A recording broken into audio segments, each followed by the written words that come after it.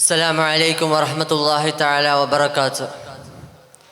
بسم الله والحمد لله الصلاة والسلام على أشرف المرسلين وعلى آله وصحبه أجمعين أما بعد. യുദ്ധം വിനാശത്തിൻ്റെ ബാക്കി പത്രം.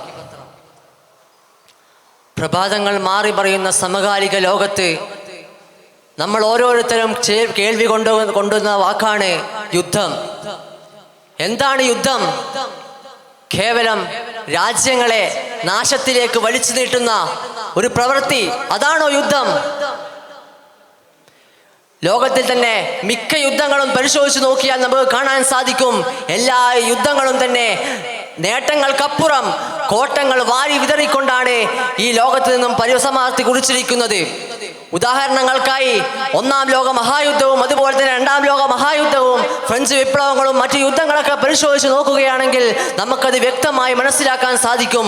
ഒന്നാം ലോക മഹായുദ്ധത്തിൽ തന്നെ കോടിക്കണക്കിന് ജനങ്ങൾ 1914 ജൂലൈ 18 മുതൽ 1918 നവംബർ 11 വരെ നീണ്ടുനിന്ന ഒന്നാം ലോക മഹായുദ്ധത്തിൽ ഏകദേശം കോടിക്കണക്കിന് ജനങ്ങൾ ആ യുദ്ധത്തിലേക്ക് പങ്കെടുക്കുകയാണ്.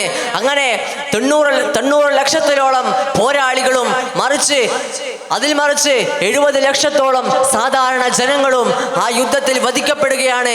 അങ്ങനെ എത്രത്തോളം ജനങ്ങൾ, എത്രയെത്ര വിദ്യാർത്ഥികൾ, എത്രയെത്ര സ്ത്രീകൾ, എത്രയെത്ര വൃദ്ധന്മാർ, അങ്ങനെ എത്രത്തോളം ജനങ്ങളാണ് ഓരോ യുദ്ധത്തിലും മരണമടയുന്നത് എന്ന് നമുക്ക് ഓരോ യുദ്ധങ്ങളും പരിശോധിച്ച് നോക്കിയാൽ കാണാൻ സാധിക്കും. അങ്ങനെ ഓരോ യുദ്ധങ്ങളും നമ്മൾ പരിശോധിച്ച് നോക്കുകയാണെങ്കിൽ യുദ്ധം നടന്ന രാജ്യങ്ങൾക്കെല്ലാം തന്നെ അവരുടെ സൈന്യങ്ങൾ ഒന്നാകെ നഷ്ടപ്പെടുകയും അതുപോലെ തന്നെ ആ നഷ്ടം സംഭവിച്ച ആ രാജ്യങ്ങളിൽ പലതും നമുക്ക് നോക്കിയാൽ കാണാൻ സാധിക്കും. ആ പരാജയപ്പെട്ട രാജ്യം സാമ്പത്തികപരമായി വളരെ പിന്നോക്കം നയിക്കുകയും അതുപോലെ തന്നെ അത് കാരണമായി തന്നെ ആ രാജ്യത്തിന് ദാരിദ്ര്യം അനുഭവപ്പെടുകയും ആ ജനങ്ങൾക്ക് പിന്നീടുള്ള ജീവിതകാലം വളരെ ദൂഷ്യകരമായി മാറുന്നതായും നമുക്ക് കാണാൻ സാധിക്കും. ഇനി രണ്ടാം ലോക മഹായുദ്ധം നോക്കുകയാണെങ്കിൽ തന്നെ 1939 മുതൽ 1945 വരെ 6 വർഷം നിലനിന്ന രണ്ടാം ലോക മഹായുദ്ധത്തിൽ ഒരു അണുബോംബിന്റെ നാഗാസാക്കിലും അതുപോലെ തന്നെ ഹിരോഷിമയിലും വർഷിച്ച ഒരു ചെറിയ അണുബോംബിന്റെ വിഫലമായി ഇപ്പോഴും ആ നാഗാസാക്കും അതുപോലെ തന്നെ ഹിരോഷിമയിലെയും ജനങ്ങൾ ഇപ്പോഴും അതിന്റെ ദൂഷ്യഫലങ്ങൾ അനുഭവിച്ചു കൊണ്ടിരിക്കുകയാണ്. അവിടെയുള്ള ജനങ്ങൾ അതുപോലെ തന്നെ അവിടെ ജീവിക്കുന്ന എല്ലാ ജീവികളും ആ ഒരു അണുബോംബിന്റെ വിഫലം ഇപ്പോഴും അനുഭവിച്ചു കൊണ്ടിരിക്കുന്നു. അവിടെ ജനിക്കുന്ന മക്കൾ അതിന്റെ ഫലം അനുഭവിച്ചു കൊണ്ടിരിക്കുകയാണ്.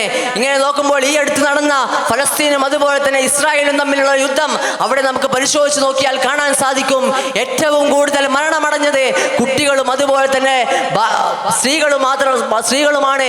എന്ത് തെറ്റാണ് അവർ ചെയ്തത്? അവിടുത്തെ കുട്ടികൾ എന്ത് തെറ്റാണ് ചെയ്തത്? സ്ത്രീകൾ എന്ത് തെറ്റാണ് ചെയ്തത്? യുദ്ധം നടന്ന രാജ്യത്തിൽ ജനിച്ചു എന്നതാണോ അവർ ചെയ്ത തെറ്റ്?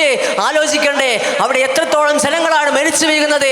ഏകദേശം കണക്ക് നോക്കിയാൽ 20,000-ൽ പരം ആളുകൾ അവിടെ മരിച്ചു വീണു എന്ന് നമുക്ക് നോക്കിയെടുത്താൽ കാണാൻ സാധിക്കും. അങ്ങനെ ഈ ഓരോ യുദ്ധത്തിൻ്റെയും പരിസമാപ്തി നമുക്ക് നോക്കാൻ സാധിക്കുകയാണെങ്കിൽ നേട്ടങ്ങൾക്കപ്പുറം വളരെയധികം കോട്ടങ്ങളാണ് ഈ യുദ്ധങ്ങൾ ഉണ്ടാക്കി തീർക്കുന്നത് എന്ന് നമുക്ക് മനസ്സിലാക്കിയെടുക്കാൻ സാധിക്കും. അതുപോലെ തന്നെ ഓരോ വിദ്യാർത്ഥികളും അവരുടെ ഓരോ ആഗ്രഹങ്ങളുമാണ്, ഓരോ ജീവിതചര്യകളുമാണ് അവിടെ മരണമണയുന്നത് എന്ന് നമുക്ക് മനസ്സിലാക്കിയെടുക്കാൻ സാധിക്കും. ഒരു നല്ല യുദ്ധമില്ലാത്ത ഒരു നല്ല നാളേക്കായി പ്രശംസിച്ചുകൊണ്ട് ആഖിറു ദഅവാനാ അൽഹംദുലില്ലാഹി റബ്ബിൽ ആലമീൻ. അസ്സലാമു അലൈക്കും വറഹ്മത്തുള്ളാഹി വബറകാതുഹു.